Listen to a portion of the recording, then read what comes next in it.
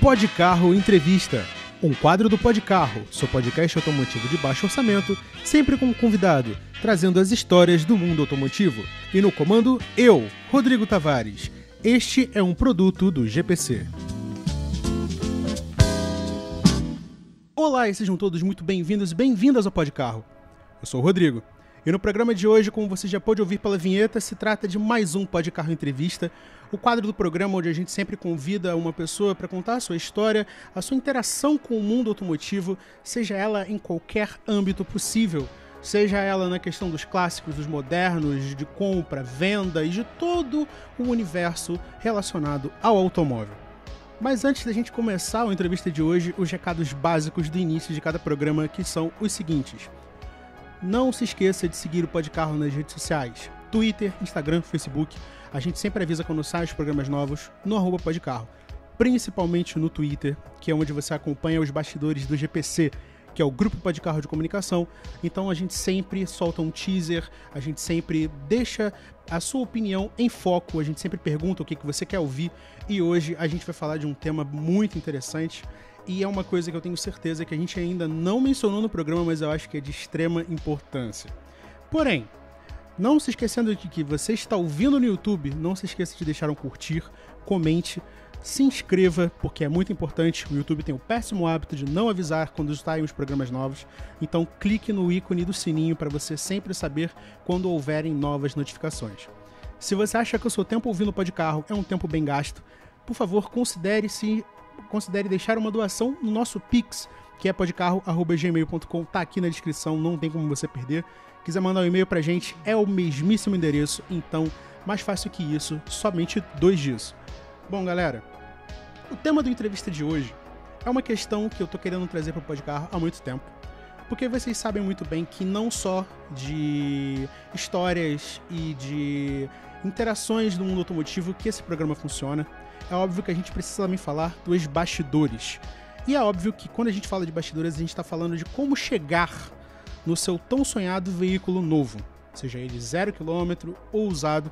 E é por isso que a gente está com o nosso convidado de hoje, que é o Felipe Varela, o diretor de novos negócios do Fund, que, para você que não sabe, é uma fintech de consultoria e software que tem para mais de 800 funcionalidades e funciona ali na conexão entre clientes de revenda de veículos, as principais instituições financeiras do Brasil. Felipe, seja muito bem-vindo ao Podcarro. Oi, Rodrigo, muito obrigado. Prazer enorme estar aqui com você. Obrigado por essa oportunidade de poder falar um pouquinho desse mundo, né, do financiamento para veículos, motocicletas, enfim, qualquer que seja o automotor, né? Prazer enorme estar aqui com vocês. Então, galera, não se esqueça de que você também tem o seu poder de conexão. Você comente aqui embaixo, tire suas dúvidas, porque numa futura oportunidade a gente pode também voltar nesse assunto e responder a elas para vocês. Bom, Felipe, o programa de hoje é uma pauta excepcional aqui no Podcarro, porque o nosso público, ele tá querendo chegar no primeiro automóvel, e quando a gente está falando de financiamento, né, principalmente para a galera que está chegando agora no primeiro automóvel, ou já está pensando em dar um passo maior, que é um veículo novo, né, que hoje em dia é o boom do momento, a galera quer saber. Quando a gente fala de financiamento, para alguns isso pode soar como um bicho de 7 cabeças, e a função aqui é a gente desmistificar esse assunto. Eu queria que você falasse um pouco para a gente do que se trata o mundo do financiamento e quais são as opções existentes hoje no mercado. Legal, Rodrigo. Bom, tema super vasto, com pouca literatura disponível, né, para que o consumidor possa se servir de aprofundar mais no detalhe desse produto, mas, enfim, acho que vale a gente reforçar alguns pontos aqui, né? Bom, o financiamento é um produto antigo. Aí quando eu estou me referindo ao antigo, eu estou me referindo ao mundo automotivo, claro, né? E nos 20 anos, vamos dizer assim, nos 20 últimos anos aqui no Brasil, ele virou um produto que permite que a indústria do automóvel consiga performar como vem performando, né? Então, nos anos entre 2010, 11, 12 e um pouquinho de 2013, foi quando a indústria automotiva bateu quase todos os seus recordes de distribuição de carros novos, né? E boa parte disso deveu-se ao financiamento na época, né? Que algumas pessoas se lembram aí, financiamentos em 70 vezes, 72, perdão, 84 vezes, né? Então isso, o financiamento ele é uma porta de entrada para quem não tem o dinheiro suficiente para comprar um carro à vista, né? Então ele permite que você adquira aquele bem e fique, digamos assim, crie um contrato com o banco e vá pagando isso em parcelas, dependendo do prazo, obviamente, né? Para quem te deu aquele crédito, que no caso é o banco, para você poder comprar aquele bem que é o veículo, né? Então o financiamento ele faz parte da estratégia, ele é muito presente na estratégia de todas as montadoras, aí quando eu falo de carros novos, claro, né? Porque ele, dependendo da marca, ele pode chegar a 70%, 80% das vendas dessas marcas são financiadas. E no mundo de revendas de veículos seminovos, né, que a gente conhece como lojista, ou dependendo da região, conhecido também como garageiro, tem uma série de apelidos, né? Esse público, ela pode chegar até 100% das vendas de um lojista, ele utilizar o modelo né, de financiamento, que é o produto de financiamento. Hoje existem dois produtos de financiamento que você pode utilizar, que um é o CDC e o segundo é o leasing. O leasing ele está um pouco, digamos assim, descontinuado no Brasil por uma questão relativamente técnica, porque o veículo fica em nome do banco arrendado à pessoa, né, no caso do leasing.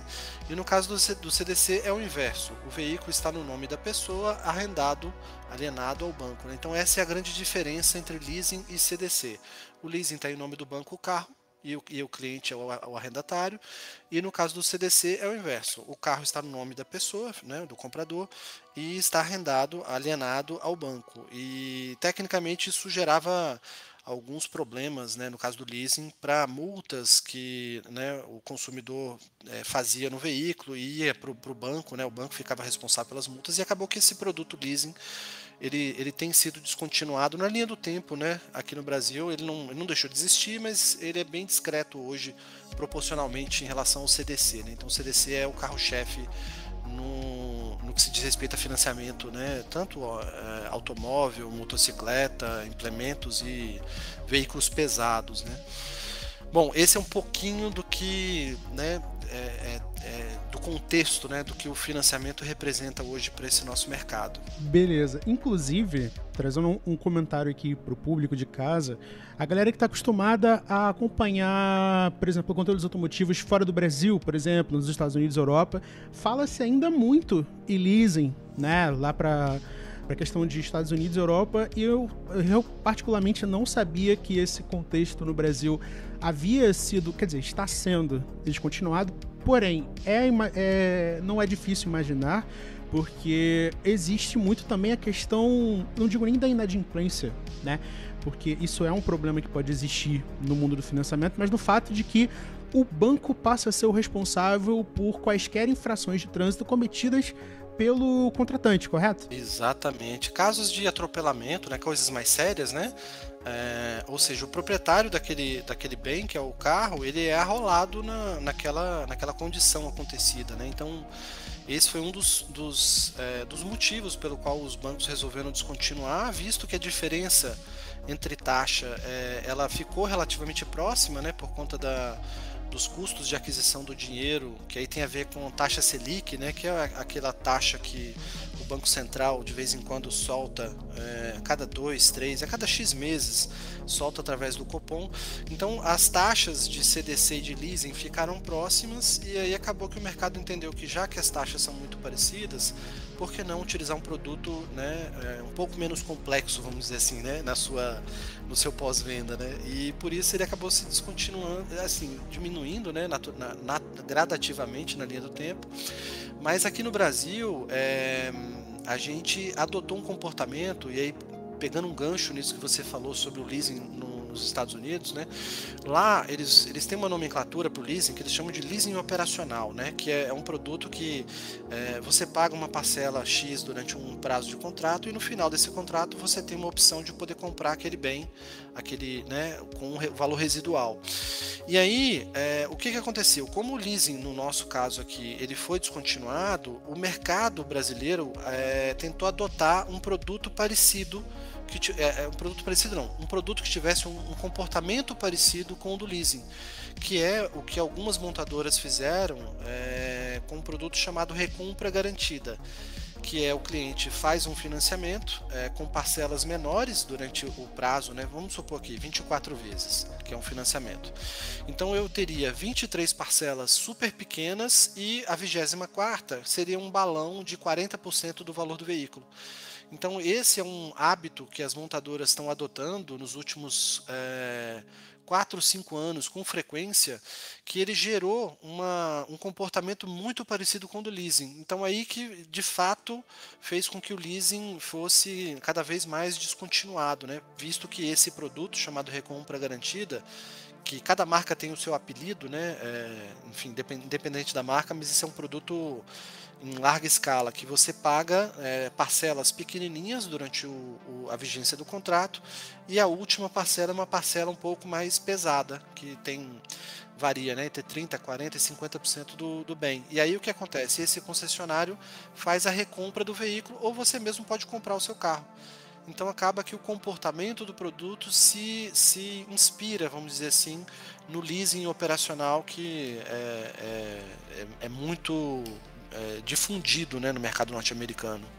Sim, inclusive era até uma questão minha, queria saber como eram os meandros dessa recompra garantida, que é uma coisa que, por incrível que pareça, no Brasil não é novidade, né? Uhum. Existem relatos, por exemplo, de que a Fiat já fazia isso ali no final dos anos 90, por exemplo, com a linha Tempra, né? Correto. Você comprava um Tempra 97, acho que foi no 96, e conseguia trocar pelo 97.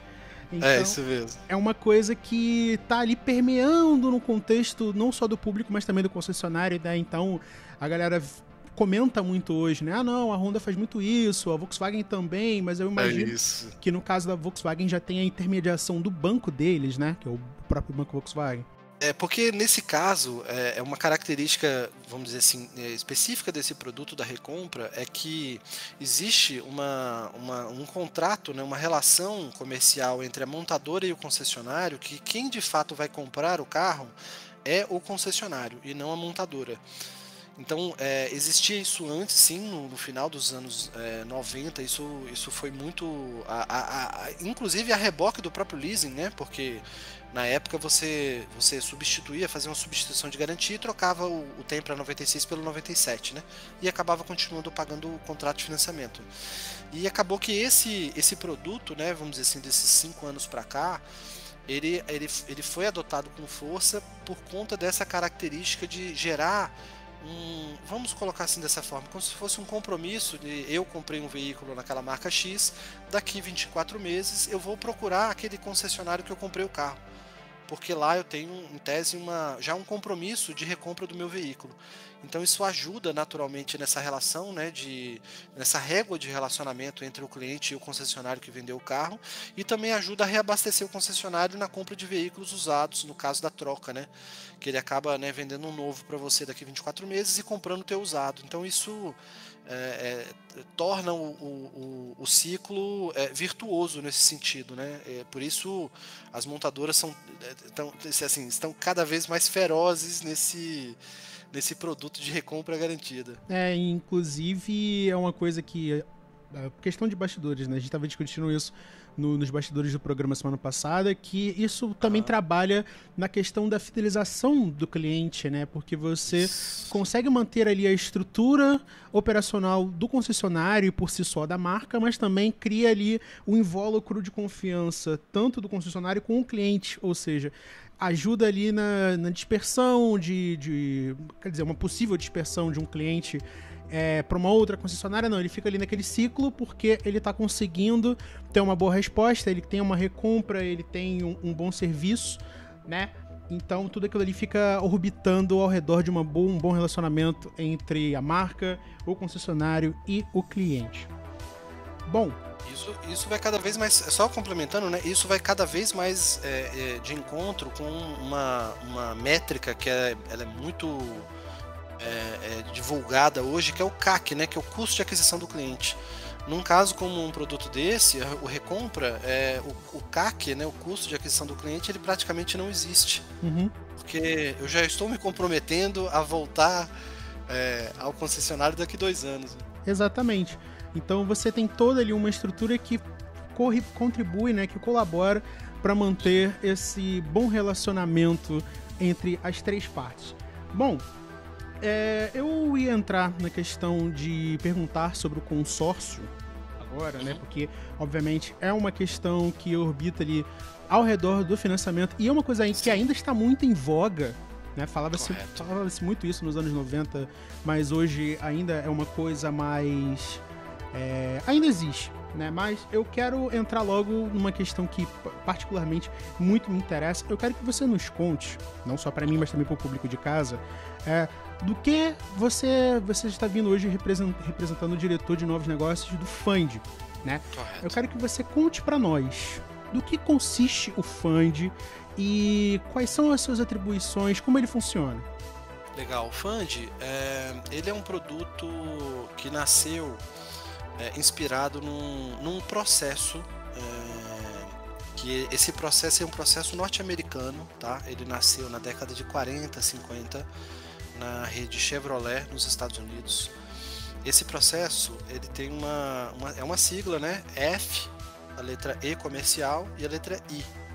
F&I, quer dizer Finance and Insurance, que nada mais é do que financiamento e seguro juntos, né? Ou seja, lá no mercado norte-americano eles têm um hábito de fazer a primeira venda, que é a venda do automóvel, e logo em seguida faz a segunda venda, que é tudo que existe ao redor do automóvel. Então, seja nesse nosso exemplo aqui, né, consórcio, financiamento, um seguro, uma garantia estendida, um rádio, uma roda, qualquer que seja o produto vendido depois do automóvel é chamada segunda venda. E o Fund, ele é um software, né, uma ferramenta que ajuda a controlar essa energia da segunda venda e faz com que o processo de venda desses produtos que orbitam seja o mais rápido possível e o mais assertivo possível. Então, é uma ferramenta que ela ajuda o time de venda a fazer um financiamento, a apresentar a melhor condição de financiamento para um cliente. Então, às vezes o cliente tem um perfil que ele não se interessa por prazos muito longos e de repente por uma entrada pequena, ele quer pagar isso num prazo rápido de 12, 18 meses e financiar somente 50% do automóvel, ou de repente ele tem uma característica diferente. Então o Fund, ele é uma ferramenta que traz um dinamismo para que o vendedor do veículo consiga ser mais objetivo no atendimento com o cliente e trazer um pouco mais de mobilidade no atendimento, porque o produto tem alguns comportamentos com o cliente final, para poder não ser tão burocrático, né? Porque o financiamento ele é uma forma de pagamento, né, do veículo, e ele naturalmente ele é um processo que exige um pouco de burocracia, né? Então o cliente tem que passar X dados para o vendedor para que ele possa encaminhar para o banco aprovar ou não esse crédito, dizer quanto é o crédito que esse cliente pode ter, quantas vezes ele pode financiar, qual é a taxa que esse cliente pode ter, e principalmente agora que a gente está falando de o preço do financiamento é feito pelo score do cliente, né? Isso iniciou-se com o cadastro positivo, que foi uma primeira base positiva no Brasil Isso já deve ter implementado, né, há uns 10 anos mais ou menos. E o preço dinâmico, né, que é esse preço por score do cliente, ele cada vez mais ele é importante na hora de você, do cliente, né, se decidir pela compra do automóvel. Então, se eu tenho um relacionamento melhor com um banco X e esse vendedor que está me atendendo, ele tem uma parceria com esse banco X, então na hora que ele for fazer a simulação da minha parcela, o banco vai ver que eu já tenho um relacionamento lá, então ele vai de repente fazer condições que não faria para um cliente que ele não conhece. Então esse é a grande força que o Fund tem em fazer com que 20 bancos ao mesmo tempo façam uma oferta para o vendedor poder dizer: cliente, qual é a melhor condição que você entende aqui para o banco X, Y, Z, enfim, aqui está o leque de opções. Então, de maneira resumida, é essa energia que o Fund trata com financiamentos e produtos dentro do financiamento. Ou seja, poxa, eu estou comprando uma moto, quero comprar um capacete junto com um financiamento, dá também, eu incluo o capacete no financiamento. Poxa, eu quero comprar uma mídia, né, para o meu carro novo, dá também, dá para embutir no financiamento. Agora eu quero o carro com seguro, enfim, toda essa energia de venda é o Fund quem ajuda o time de vendas a ser mais rápido, vamos dizer assim, numa tomada de decisão para o consumidor final. Então, só deixando muito claro aqui para você que está ouvindo a gente de casa, a forma como o Fund funciona, né? Eu já vou entrar nessa questão, porque obviamente a gente quer saber a forma como isso atinge diretamente o público, né? É você aí que está ouvindo a gente, que quer entrar num concessionário amanhã, quer dizer, não amanhã, porque esse programa está indo no ar no sábado, então você que vai entrar no concessionário na segunda-feira e vai dar uma entrada no processo do seu carro novo, usando a opção de um financiamento, né? Que a gente já deixou aqui bastante claro, que é a forma que mais cresceu no Brasil. O ano passado cresceu, se eu não me engano, 6,3%, segundo a B3. Então, cresceu bastante, considerado há 2 anos de pandemia, né, que o mercado praticamente estagnou em termos de compras. Óbvio que não inteiramente, mas foi o que aconteceu. Mas, assim, a intenção do Fund é tentar, de alguma forma... não vou dizer desburocratizar, porque obviamente ainda tem a questão da burocracia, isso é inerente à questão ali, mas tentar facilitar, criar um pool de opções para você que está chegando num concessionário hoje, e essa ferramenta voltada para o concessionário, tá? Para o vendedor, de criar ali um leque de opções de bancos e instituições que possam oferecer as opções de financiamento, oferecendo também uma venda casada, no caso de acessórios, enfim, né? Que, por exemplo, eu imaginando num contexto voltando, sei lá, 20 anos no passado. 20 anos, onde a gente falava de opcionais livres, né? Você não tinha a questão de vendas em pacotes como é hoje, por exemplo. Na Fiat vendia... Combos. Exatamente. A Fiat vendia... Eu gosto muito de Fiat, né? Então acaba sendo um exemplo recorrente. Vendia... Você, por exemplo, comprava um Palio HLX ou ELX e vinha com... LX vinha com ar-condicionado. Não vinha com direção, vinha com bancos de veludo, mas não vinha vidro elétrico. Então, a gente passou por uma grande transformação, não só na forma como as montadoras passaram a oferecer esses produtos, né? Afinal de contas, hoje a gente fala de pacotes de segurança, de multimídia, de veículos esporte, tanto faz. E o público que está chegando no financiamento, ele não quer ter problema. Ele não quer ouvir, mas com isso aqui, o senhor tem que fazer isso para depois fazer aquilo, e isso vai criando barreiras na cabeça do público, e isso tem que ser pescado pelo vendedor para ele não perder a venda e, consequentemente, prejudicar o próprio concessionário de trabalho. Então, o trabalho de vocês é criar uma ferramenta que consiga intermediar uma ligação entre a instituição financeira, as opções que elas oferecem em termos de valores para o financiamento, passar essa informação para o vendedor e esse vendedor conseguir oferecer para o cliente que está interessado em tirar um carro, por exemplo, da concessionária já segurado, com um acessório, com um kit, com um combo, seja lá o que for, e ter um leque de opções para poder trabalhar em cima disso, correto? Exatamente, como combo de vendas ou menu de vendas, né? Você citou bem esse caso do Palio LX, eu lembro disso, que ele tinha o Kit Connect, que te conecte 1, 2 e 3, né? Era uma série de componentes e como o processo de venda das montadoras ele acabou embarcando, eu chamo de, né, assim, dessa forma, embarcando mais tecnologia no veículo, ou seja, ele já vem de fábrica com mais opcionais. Cada vez mais os combos foram descontinuados. Então esse hábito, né, dos kits que a gente via muito no começo dos anos 2000, ele já não tem com tanta frequência. O que acontece hoje é você já no momento da venda pedir o veículo com, né, ele vem com aro 15, eu já quero vir com aro 16. Então de fábrica eles já renderizam o carro para 16 né, e te fabricam esse veículo já com aro 16. E o hábito de vendas ele tem sido muito voltado para os produtos de seguro, né? Então o comportamento de acessório hoje ele está performando em mídias e coisas relacionadas ao embelezamento do veículo, né? Uhum. E a área de seguro que tem performado muito bem, assim como você comentou sobre o percentual de crescimento do financiamento.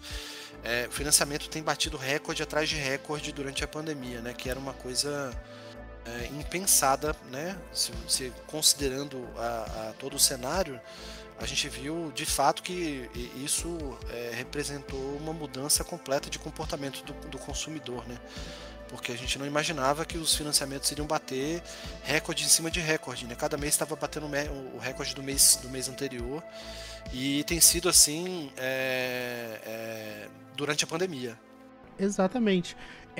Eu concordo plenamente com o que você falou. Se trata de uma coisa impensável, porque durante a pandemia a gente teve... Na verdade, nós ainda temos esse reflexo de... Eu não digo desinteresse, mas também de resposta das montadoras, de envio de peças, de paralisação de produções. Então, de certa forma, isso acabou atiçando o público para ir atrás de veículos novos, porque houve uma escassez, né? A gente ainda está saindo disso. E também a busca por seguro, porque estamos falando de tempos, digamos assim, com todas as letras, né? Tempos violentos. Então, são tempos difíceis. Então, nós estamos falando de uma época de crise onde as pessoas procuram, por exemplo, um mantra aqui na minha família é sempre deixar o concessionário segurado. Porque da porta do concessionário para fora é um Deus nos acuda. Isso ninguém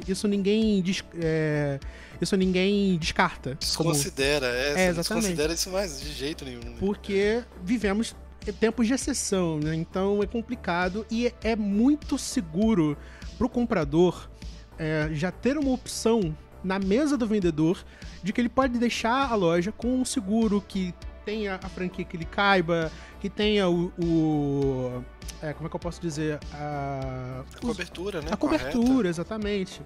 Porque existem seguros hoje que oferecem coberturas além do carro, né? Seguro para casa, tudo embutido numa coisa só. Pode falar. E tem um seguro relativamente novo, né, e curioso, que é seguro para bens pessoais, para mochilas, bolsas e coisas desse tipo, né, que já vem dentro do próprio seguro do carro. Se por acaso for furtado o seu veículo, cobre também o furto da sua mochila, da sua bolsa. Apareceram esses produtos curiosos aí. Sim, e isso é uma coisa inteiramente nova, né? A galera, por exemplo, que não tem... Eu digo isso muito pela questão do público, da galera que ouve o podcast, porque é uma introdução a um ambiente novo. Nós estamos falando da primeira incursão a um concessionário, ou então o primeiro carro novo, ou até mesmo a compra de um veículo numa revenda e esse veículo usado, mas ainda assim financiado, óbvio. Né? Essa é a síntese do tema de hoje.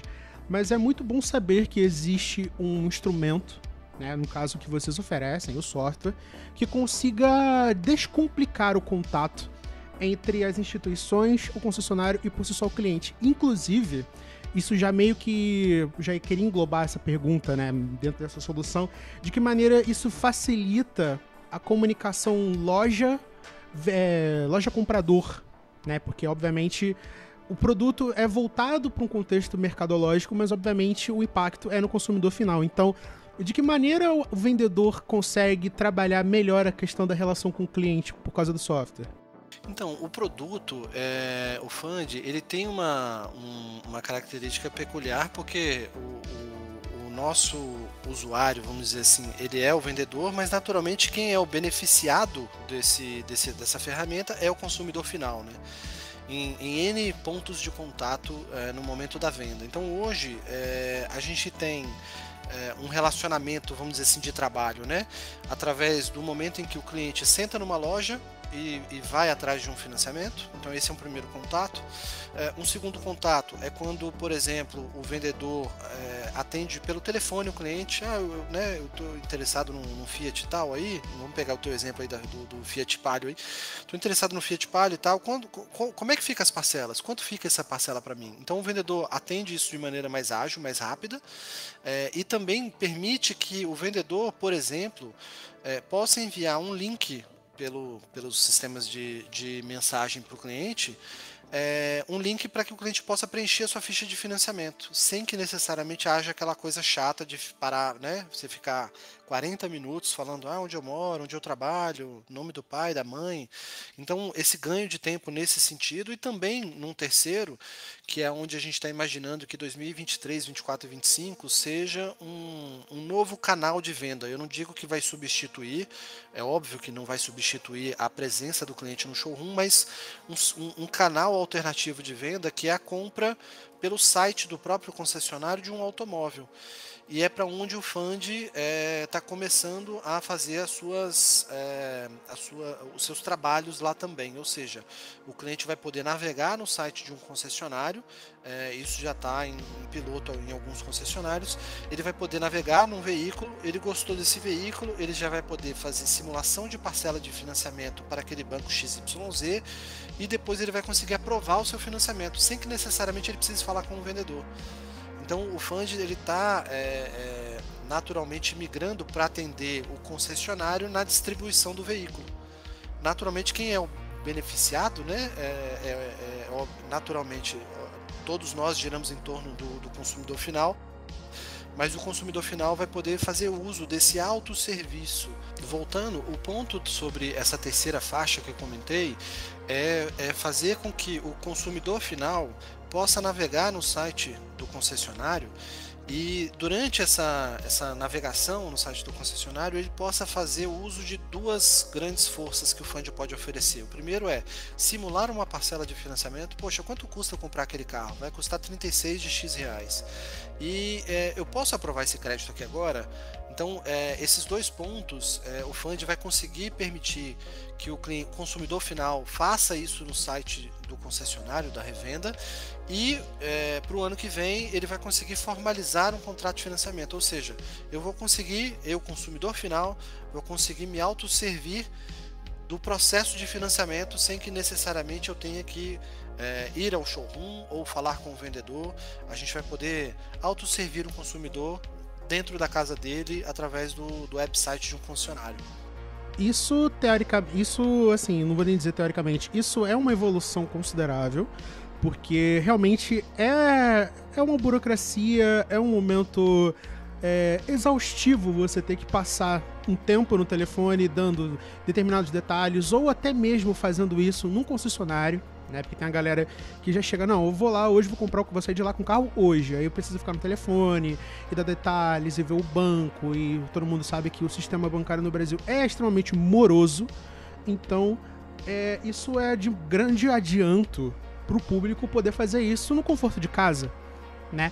Ainda mais levando em conta essa questão de que você, obviamente, estamos de novo em época de exceção, então é considerável que as pessoas queiram estar em casa. Concessionários já estão vendendo veículos pela internet, né? É uma coisa que não se pensava até uns 5 anos atrás, mas que, de novo, pela enésima vez, foi uma coisa que a Fiat implementou no final dos anos 90 com a venda do Fiat Uno pela internet. No Uno não, perdão, já era o Mille, né? Você podia fazer a reserva pela internet. Então, é uma coisa assim que torna até mais atrativa a interação do público com a montadora e, por si só, no caso, o concessionário, né? Porque é ela que gera ali o contato, é ela que vai receber o pedido do veículo. Então, é maneiro ver a questão como isso não só vai facilitar o processo de atrair pessoas para a concessionária, mas também para facilitar o acesso do público a comunicação do concessionário, do vendedor, do financiamento, enfim, tudo corrobora para deixar a compra menos trabalhosa, né? Menos exaustiva. Bom, vamos agora para o nosso segundo e último bloco do Podcarro, onde a gente vai tratar de questões relacionadas ao universo do financiamento, mas projetando para o futuro. No primeiro bloco você ouviu junto com a gente quais são as dois principais braços do financiamento no Brasil. Um deles que já certamente caiu em desuso, mas dependendo de onde você procura ainda existe, que é o leasing, né, que aqui está transmutada para a questão da recompra garantida. Muito provavelmente a sua marca favorita tem um sistema desses, tá?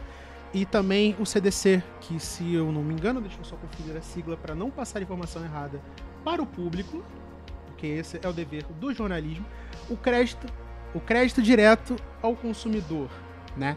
Que, como ele bem falou, uma era a questão do veículo pertencer ao banco enquanto está alugado para o cliente, e a questão do inverso.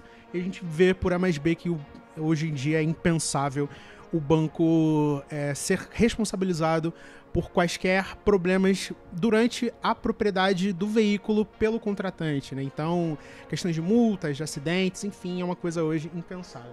Mas, Felipe, né, deixando para trás essas questões, vamos falar agora do futuro do mercado de financiamento, né? A gente está falando hoje que é a opção de compra é a opção de compra mais valorizada, ponto. Né? Porque nem todo mundo tem o fôlego financeiro para chegar num concessionário e levar um carro à vista. A gente sabe disso. Né? E levando em conta que hoje a gente está falando de um mercado que cresceu bastante, que é o mercado de financiamento nos últimos 2 anos, eu queria saber de vocês o seguinte: qual é a vantagem, você na visão, obviamente, de diretor de negócios do Fund, qual é a vantagem para o público de hoje sair de casa e ir procurar um concessionário atrás de um financiamento? Bom, eu posso te responder isso de uma forma um pouco diferente. O comportamento que a pandemia acabou nos impactando, né, nos gerando, ele mudou um pouquinho a forma como a gente olha para as propriedades. E falando especificamente desse mercado de automóvel, é bem curioso a forma como a pandemia vamos dizer assim, nos fez repensar a forma de propriedade do veículo. E uma coisa que tem sido fortemente distribuída pelas próprias montadoras é um produto que se chama, alguns conhecem como locação, mas as montadoras apelidaram esse produto de assinatura de veículo. Não sei se você já ouviu falar disso, mas é um produto bem, digamos assim, difundido nos últimos 12 meses. As montadoras, praticamente todas, criaram seus programas de assinatura de veículo, né? Que ele tem um viés relativamente financeiro, é que eu estou dizendo, né? Financeiramente parecido com o financiamento, mas sem que necessariamente exista o contrato, né, de dívida sobre 36, 48 meses e tal. Então, por que eu trago mais esse tempero para essa pergunta? É que o produto de assinatura ele veio para atender um público que estava começando a olhar para a propriedade do veículo com uma certa descrença. E aí, o mais curioso foi o seguinte: alguns bancos perceberam que a assinatura de veículo era, ou deve ser, né, o grande enfrentamento, vamos dizer assim, a grande disputa de interesse entre vou financiar ou vou assinar um veículo, né? Pode parecer curioso, mas isso tem sido amplamente comentado, né? Vários jornalistas do mundo automotivo comentam sobre esse novo perfil de cliente que tem buscado esse perfil de aquisição, de uso, na verdade, né? Que é você usar o veículo e não ser proprietário do veículo. E aí, trazendo esse tempero aqui para nossa pergunta, no ano passado um banco comprou uma empresa que constitui locadora, ou seja, um banco que financia veículos comprou uma empresa que abre locadoras. Então, o que o banco, pelo menos nesse caso, entendeu? já que esse pode ser um ofensor ao meu modelo de negócio, que é o financiamento, eu vou trazer para perto essa assinatura e eu posso fazer com que esse consumidor final assine um veículo, né, ele perceba, ele use o veículo como uma assinatura, mas pode ser que tenha um financiamento por trás. Ou até mesmo ele possa, de fato, assinar o veículo através, nesse caso, né, da locadora do banco, e no final desse contrato ele possa adquirir esse veículo. Então são temperos que estão sendo colocados, né, ao vivo, vamos chamar assim, dizendo, né, que a pandemia quebrou todos os paradigmas possíveis que a gente tinha a respeito de alguns assuntos, e esse foi um deles, é de que a assinatura ela tem se mostrado um competente, digamos assim, ele combate, né? Ele é um competente adversário do financiamento. Então, a gente imagina que esse ponto ele pode ser um ponto de escolha, né, para esse perfil de consumidor. Naturalmente isso muda por conta do próprio perfil, e isso vai ajudar, na minha leitura, né, é que isso vai ajudar cada vez mais com que o modelo tradicional que a gente tem até hoje, né, que o financiamento brasileiro data de 40, 50 anos, né, ele vai se ajustar um pouco para esse mundo de se parecer com uma assinatura de veículo, que nada mais é do que, aí falando um pouco mais técnico do financiamento, né, quando eu tenho um financiamento e eu quero trocar de carro, eu faço uma substituição de garantia. Então, se eu falasse com o consumidor final, olha, você está assinando esse Fiat Argo Prata, ok? Aí quando for em maio de 2023, poxa, agora eu quero um Argo vermelho. Ele pode trocar de carro e eu faria uma substituição de garantia. Então, o cliente final, ele não perceberia, não precisava, né, ser impactado por um financiamento, mas ele estaria dentro de uma jornada de assinatura. Então a nossa percepção é de que o financiamento ele vai ter mais esse tempero aí para os próximos 2 ou 3 anos, que naturalmente a gente ainda não tem muita maturidade, né, nem muita musculatura para poder garantir como ele vai se comportar, mas imagina-se que a assinatura vai fazer frente ao financiamento nesse sentido. Então é correto dizer que a assinatura de veículos, que para todos nós é uma coisa no Brasil, né, é uma coisa relativamente nova, é uma coisa até na nossa visão de consumidor final pouco difundida, né, mas é óbvio que você, enquanto interessado em um veículo novo, você provavelmente já esbarrou com essa informação e deve ter considerado, afinal de contas, você só vai colocar o seu dinheiro onde você achar que ele vale a pena, no que mais conversa com o seu jeito flexível de ter a posse, ainda que entre aspas, do veículo. Mas é correto dizer então que a assinatura é uma nova roupagem do financiamento. Exatamente, que é exatamente essa leitura que a gente está tendo, e que isso se concretizou, né, na compra de uma empresa de locadora por um banco que financia automóvel. Então isso foi um movimento icônico no mercado, que de alguma forma sinaliza esse futuro, né? Porque eu, por exemplo, eu tenho 43 anos e eu sou, em tese, né, eu tenho um perfil de quem compra um veículo, né? E eu não tenho veículo há quase 4 anos. Eu alugo um veículo há 4 anos, porque justamente eu consegui fazer uma conta e eu entendi que isso faz sentido no meu caso. Então, naturalmente isso cabe para cada consumidor, cada perfil, cada situação, mas são comportamentos que a pandemia tem de alguma maneira impactado, né? Exatamente. É interessante observar que, de certa forma, tudo ainda conversa no contexto de ser mais uma opção para o público frente ao pagamento à vista. Afinal de contas, a gente está lidando aqui com diversas finalidades que, de certa forma, conversam entre si, tem o mesmo cerne, que é o financiamento. Porém, é preciso perguntar, afinal de contas, nós estamos lidando com a questão mercadológica. Na questão, agora voltando para o contexto do concessionário, né?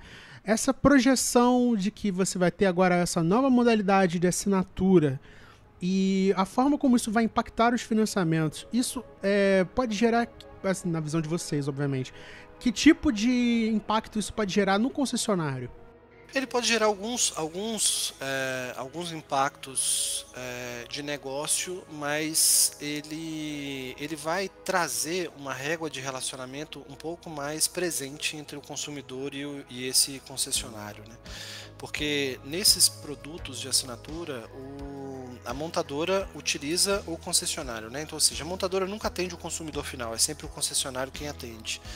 Então, esse movimento, naturalmente, ele favorece com que os pontos de contato aconteçam com maior frequência, que são, por exemplo, alguns problemas hoje no mercado de veículo. É quando eu compro um veículo e não vou fazer a revisão desse automóvel durante o período de garantia, né? Uhum. Esse é um problema recorrente de algumas marcas.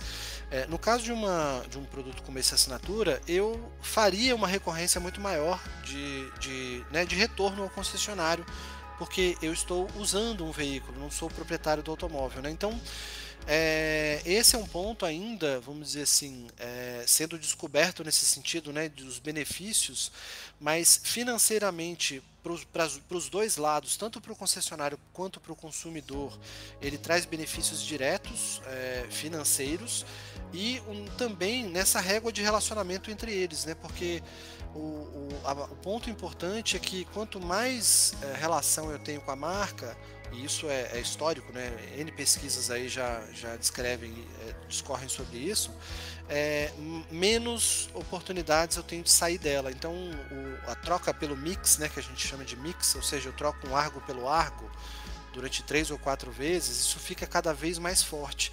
Então é muito provável que se estabeleça uma relação muito mais perene entre o concessionário e o consumidor final nesse sentido, e não deixando de existir, óbvio, né? Porque aí a gente está falando de custo do automóvel, que traz-se também o assunto gasolina aqui para a conversa, o aumento do IPVA dependendo do estado, né? Uma série de fatores que contribuem para essa tomada de decisão hoje, com que o financiamento continue sendo uma opção favorável para quem tem o perfil de compra, né, para comprar o automóvel. E óbvio que também a gente está falando de uma renovação nesse espectro de pessoas, de público, né, que chega para comprar um automóvel nessa modalidade, né?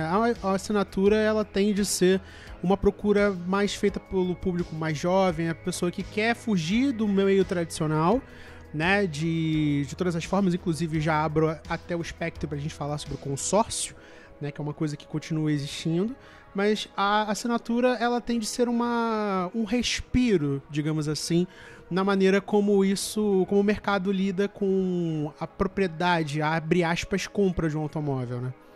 É bem curioso. É bem curioso a forma como a gente tem se relacionado, né, com as coisas, principalmente um momento como esse.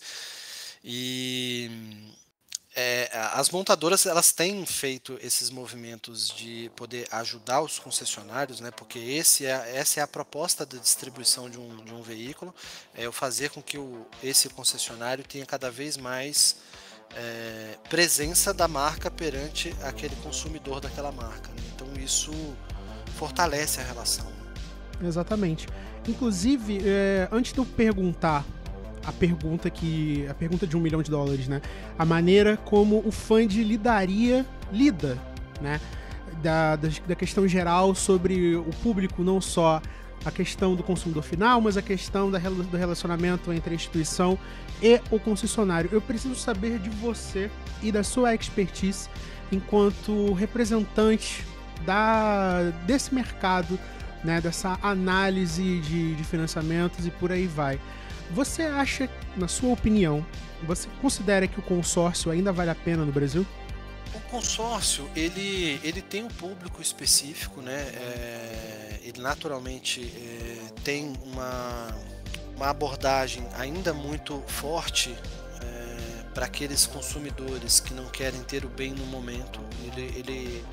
Ele é caracterizado no momento da venda, na sua grande maioria, como um investimento, né? Ou seja, eu estou botando um dinheiro aqui numa cota para não retirar um bem nesse momento zero. Ele continua sendo uma opção, sem dúvida nenhuma, ainda atraente, porque naturalmente lá não existe juros, mas tem a taxa de administração, que ela pode representar próximo a isso ou não, mas ela tem algumas formas diferentes de se encarar, porque eu quando adquiro um consórcio, eu posso exercer o direito de pegar aquele ativo, né, aquele bem, aquele carro, aquela moto, qualquer que seja, no sorteio ou dando lance, ou eu posso depois retirar, pegar esse dinheiro de volta, né, que é uma opção do próprio consórcio, que não ocorre, obviamente, quando a gente está falando de financiamento.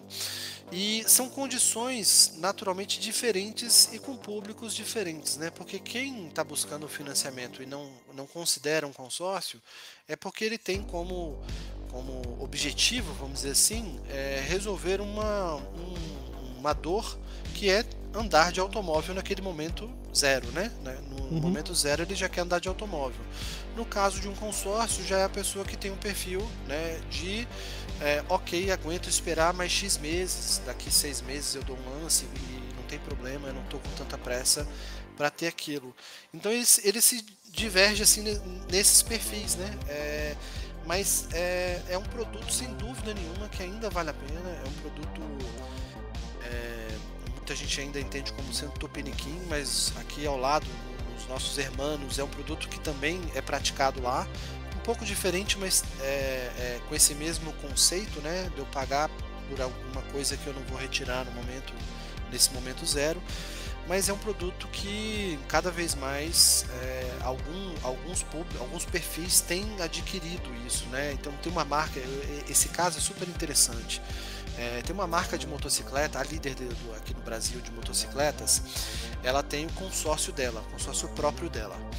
E certa vez eu estava com o CEO dessa empresa e ele me comentou um negócio muito curioso. Ele disse o seguinte: Felipe, se hoje o mercado financeiro quebrasse e eu não pudesse financiar mais as minhas motocicletas, o meu consórcio me daria venda para 5 anos para frente.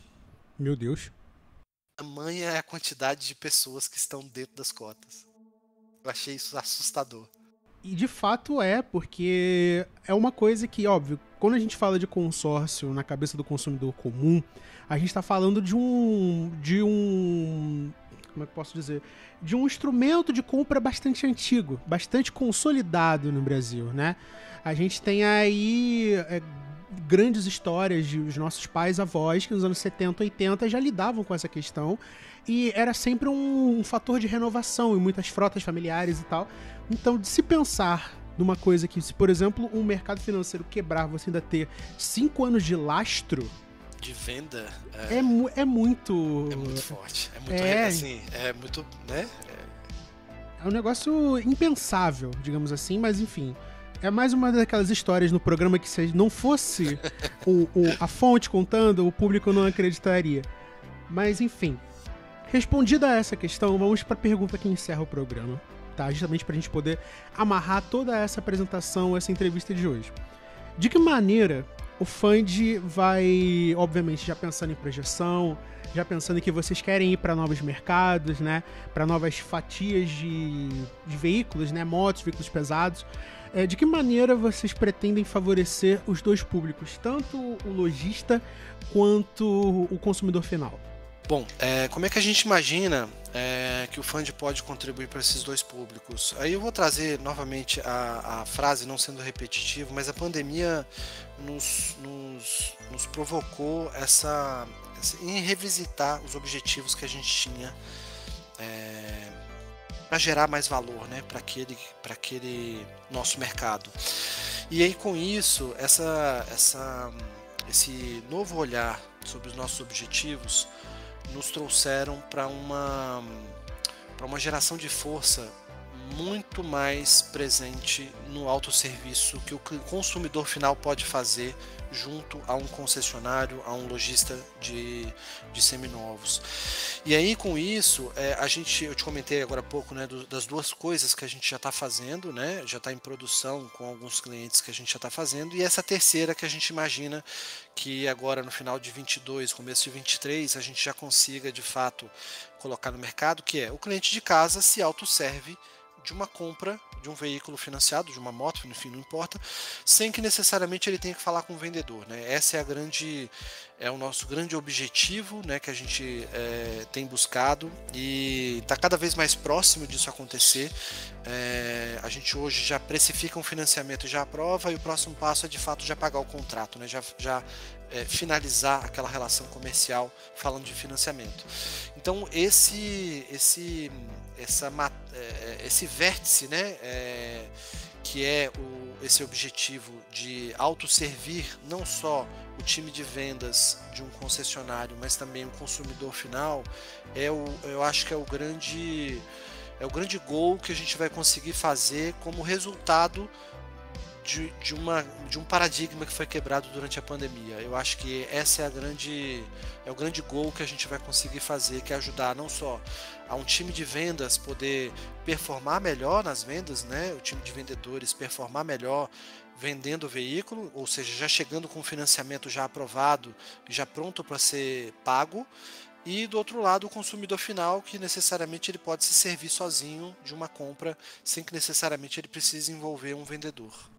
Com certeza é uma coisa, digamos não, uma coisa bastante robusta e necessária para o público, não só para o público que eu digo o público final, mas também para o público do seu serviço, que são os concessionários, né, de ter esse novo leque de opções, essa miríade de informações que podem ser utilizadas para poder tornar a relação entre a chegada do público e a relação com o concessionário e as instituições cada vez mais frutífera, mais vantajosa para todos os lados.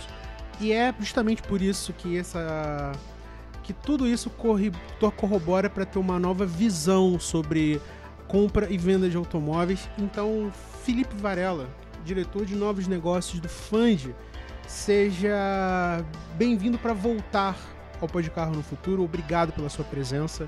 Foi uma entrevista bastante proveitosa, um tema que eu queria falar no programa já tem muito tempo, né? Que a gente precisa sim lidar sobre questões de mercado dentro do universo automotivo, porque são coisas que nenhum outro programa vai oferecer, isso eu digo sem medo de errar, porque é uma coisa que é uma das nossas funções, é desmistificar, é trazer até o público a forma correta de como os meandros da compra, da venda, do pós, do pré, de tudo relacionado ao automóvel você encontra aqui no Pode Carro. Então, Felipe, por gentileza, deixe suas considerações finais e como o seu público pode entrar em contato com o seu serviço, que é o Fand.